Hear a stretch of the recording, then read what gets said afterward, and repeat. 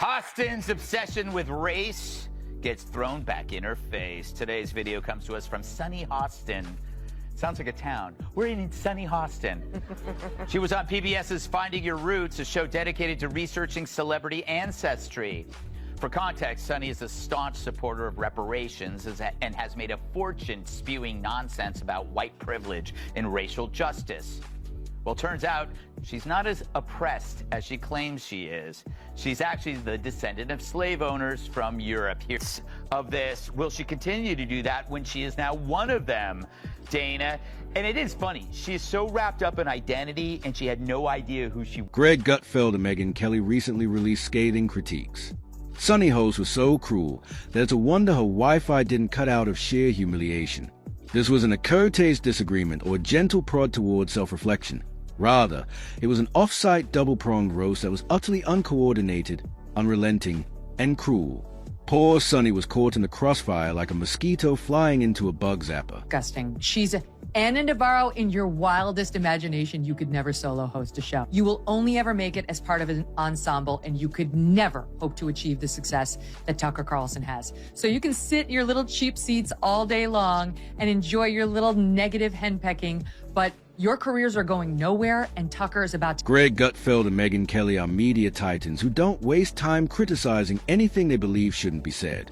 Gutfeld, with his razor-sharp sarcasm, and Kelly, with his precision missile-like logic, decided that Sunny Hostin's recent commentary deserved a special kind of takedown on entirely different occasions and from their own digital thrones. They didn't plan. They didn't cooperate. They didn't need to. They simply saw the same intellectual house of cards and flicked it over with casual precision. Their brains are small. But who's the dumbest one of all? True, none of them are in Mensa, but who's the most densa? Perhaps it's Sunny who mastered the art of making idiots look smart.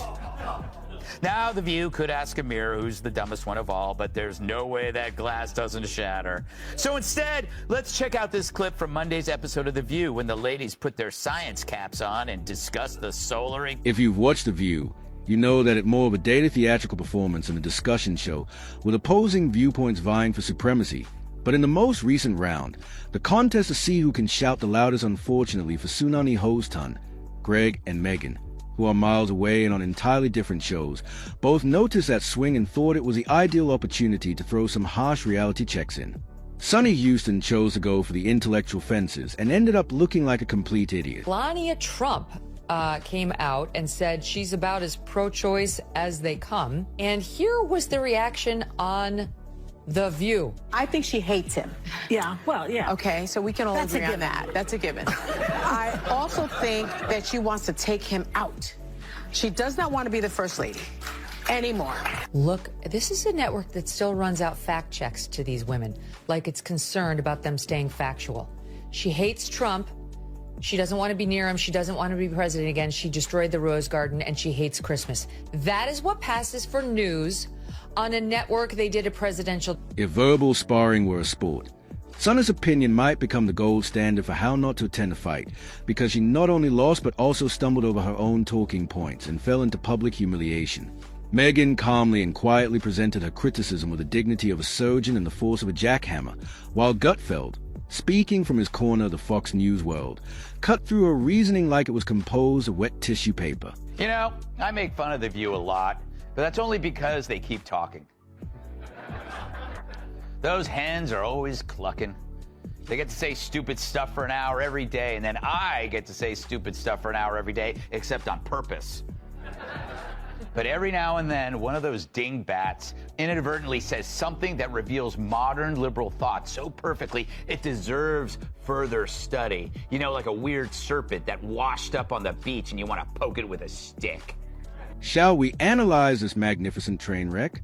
The host assumed it was just another day of hosting The View, where the level of discourse could best be described as random thoughts scattered like confetti, and entered the arena with a cocktail of confidence in hand, full of buzzwords and moral outrage, believing that would be sufficient to hold her own in a heated exchange. She was unaware that her remarks were just as absurd as the guest attire she had chosen. Greg Gutfeld, who listened to it all from the comfort of his desk, didn't bother to argue because he dismantles ideas with the dexterity of a surgeon and wasn't going to allow Sunny's rambling tirade to leave the safety of his chair in the middle of his sarcastic outburst. He unleashed a takedown so quick that it was like a verbal judo throw, and Sunny's entire argument broke up into 1,000 pieces, as if she had brought a kazoo to a symphony orchestra and attempted to conduct the entire performance with it. The most devastating aspect was that Sunny didn't even realize how badly things were going. She sat there, probably still believing she was winning the conversation, while Greg was already 3 steps ahead, tearing apart her lack of substance. Gutfeld didn't just point out flaws. He laid them out in front of her, each jab calculated and deadly. Here's Sunny Hostin over on The View, accusing Israel of war crimes.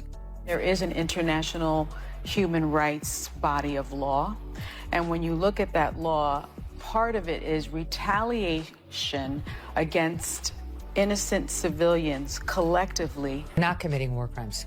The ones committing war crimes are Hamas. The use of human shields is a war crime. They don't want Israel to bomb them, and therefore they've surrounded themselves with Israel's citizens, some 199 of them, and some untold number of Americans. And just when she thought things couldn't get any worse, Megyn Kelly, like a seasoned prosecutor, expertly pierced the balloon of Sunny's self-righteousness with facts and logic that Sunny couldn't even begin to understand. Sunny never had the chance to respond to these attacks because, to be honest, she wasn't even in the same league as Greg, and Megyn didn't need Sunny there to completely destroy her. Instead, they took her down from a distance, leaving her looking more stupid than ever. Gutfeld delivered a one-liner so expertly aimed that it should have included a warning label. It was not just a clever joke, but a high-velocity truth bomb that Sunny seemed utterly unprepared to absorb. People have to wonder, where does Sunny Hostin get her opinions? Yeah. Like you said, it's obviously from her husband. She has to tell her what to say on The View, because without it, she's got nothing up there. She's not very bright. But the problem with her is that she went full racist. She injected skin color into a fairly generic behavior seen in all spouses, regardless of skin color. The ladies of The View. Speaking of Sunny Hostin, take a look at SOT 15. I worry about the working class. I worry about my mother, a retired Sure you do. teacher. I worry about our elderly and their Social Security and their Medicare. I worry about my children's future, especially my daughter, who now has less rights than I have. Her rebuttals failed. They flopped. It was like watching someone try to thread a needle while wearing boxing gloves. The awkward silence that followed was deafening. You could almost hear the audience's collective groan as Sunny's arguments fell apart in real time. Greg Gutfeld, on the other hand, didn't even flinch. He seemed completely unconcerned, barely acknowledging the mess she was making of herself. Sunny tried to salvage the situation with each attempt, but every time she dug herself deeper, and just when she thought she might have regrouped, Gutfeld dropped another verbal grenade. It was like watching a slow-motion car crash, but you knew it would be hilarious. Sunny didn't just stumble. She practically became a meme in real time. When Gutfeld and Megyn Kelly finished roasting her, it wasn't even about the debate anymore. Rather, it was about watching her squirm while defending absurdities that didn't even make sense because of her absurd remarks about The View. Sunny was left attempting to assemble a defense that was obviously irreparable. Whoopi Goldberg was angry when Alyssa pointed out that Trump went to the funeral of Officer Diller. Yes. On Long Island, and Joe Biden went to a podcast. Look at Whoopi Goldberg's reaction. Choose what you like there, but for Republicans, it was good imagery. Really? One day later, yes. And I'm asking that because I was so offended because you know who showed up. Yeah. And he was, whether he was asked or not. This But he is a was man invited. who didn't care what happened to the officers on January 6th. She promotes Joe Biden and Kamala Harris. Her verbal gymnastics routine had now devolved into a slow-motion catastrophe that was impossible for anyone to ignore. It wasn't a graceful turn. It was just flailing. It was like watching a quarterback with a concussion desperately calling the wrong plays and then blaming the turf for his fumbles. The studio air thickened with second-hand embarrassment as Sunny wasn't recovering, but rather digging herself deeper as she searched for any semblance of reason. It was a tragic comedy that was playing live on The View, leaving the audience dumbfounded and powerless as her arguments collapsed to make things worse. Megyn Kelly and Greg Gutfeld weren't even in the same room. They had taken turns tearing apart her ludicrous comment with the dexterity of a surgeon, and Sunny, well, she wasn't even there to defend herself, was the target of a personal roasting. It was obvious that Sunny's claims were so absurd that they didn't need her to be there to send her tumbling into an intellectual abyss. They had all the necessary materials, and Sunny was the ideal target. Her absurd statements were like bait, and Gutfeld and Kelly mercilessly destroyed them. Oh, that's not what I read. The true sign of the apocalypse is someone that dumb has a law degree. Worse, if your name has the word sun in it, there's no excuse for not knowing how an eclipse works. But it's no surprise that Joy is the one who understands science. She's been on the science diet for years. Megyn Kelly roasted Sunny with the accuracy of an experienced professional, like a chess master observing an amateur awkwardly struggle through their initial moves, rather than jumping in to shout over her, which would have been too messy, too dramatic, and honestly beneath her. Sunny's attempts at self-aggrandizement were nothing new. Every time she spoke on The View, it was like a one-woman show of ridiculousness, emotionally charged and logically incoherent. Naturally, this infuriated Greg Gutfeld and Megyn Kelly, who decided to roast her on their own platforms, never even requiring her to be in the same room. It was like watching a slow-motion train wreck, but one you could have predicted from miles away.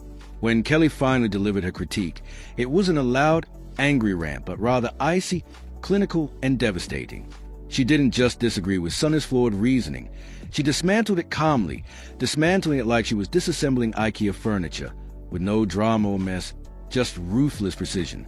Sunny didn't anticipate it. Of this, will she continue to do that when she is now one of them, Dana? And it is funny, she's so wrapped up in identity and she had no idea who she was. Instead of delivering a furious tirade, Megyn gave a masterclass in self-control.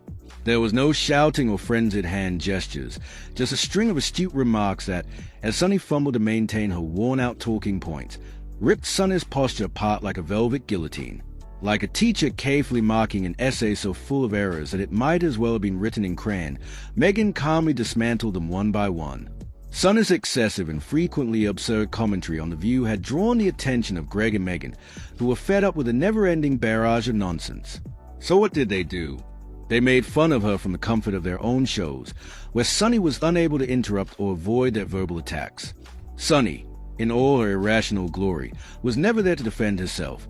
She looked like a toddler attempting to plug holes in a sinking boat with a soup spoon while Greg and Megyn skillfully let her flounder. Here's Sunny Hostin asking about the differences between Kamala Harris and Joe Biden, and my prediction is this is going to be made into a campaign ad for Trump within the next hour. What do you think would be the biggest specific difference between your presidency and a Biden presidency? Well, we're obviously two different have had impact. I guarantee you that's being made into an ad right now. It might hit before we close. While Sunny was using jargon and metaphors to try to restore her credibility, Megyn Kelly, who was sitting miles away from the chaos she was witnessing, quietly broke down the debate as if she were carefully reading a dull menu. Kelly pointed out every flaw. Sunny threw out one last rambling rebuttal, and the audience watched in stunned silence. It was like watching someone walk confidently into a door they didn't see, of course. Sunny was visibly flustered, like a deer caught in headlights desperately scurrying for some shred of self-respect, but instead of making a comeback, she tried a dramatic save that was more tragic than triumphant, the equivalent of a person flailing around in quicksand while thinking they were performing a shameful ballet. Megyn Kelly and Greg Gutfeld have long made fun of Sunny's style of absurdity on the show. Their annoyance with her never-ending stream of nonsensical claims and half-baked arguments had been growing for some time, so they chose to mock her from the safety of their own platforms. When the dust finally settled, there was no doubt that Sunny Hostin had been thoroughly outclassed from two entirely different angles by two people who weren't even present. Greg's scathing wit had torn the surface, and Megyn's cold, unyielding logic had completed the task with surgical precision. The end result was a spectacular collapse of confidence, coherence, and credibility. Sunny, as usual, had expressed absurd views about The View, fanning the flames that fueled Greg and Megyn's rage. It wasn't even a direct confrontation. Instead, they were making fun of her on their own channels, where she wasn't there to defend herself. You could see it in their body language. Stiff smiles, darting eyes, and a quiet "please let this end" energy, almost as if they were taking cover in the hopes that the storm would pass quickly. Greg and Megyn were laughing silently, watching as Sunny's pride and credibility vanished more quickly than she could blink. This was more than just a debate. It was a brutal public humiliation. As for Sunny, Well, she won't need a reminder of what transpired because the intellectual beating is now preserved online in high-definition surround sound, and no amount of smart spin will erase what people saw, a complete argumentative collapse. She entered a battle of wits with an inspirational poster, and following an ill-prepared tag team takedown, her best course of action might be to put this one on hold for a time or pick up a peaceful, safe hobby.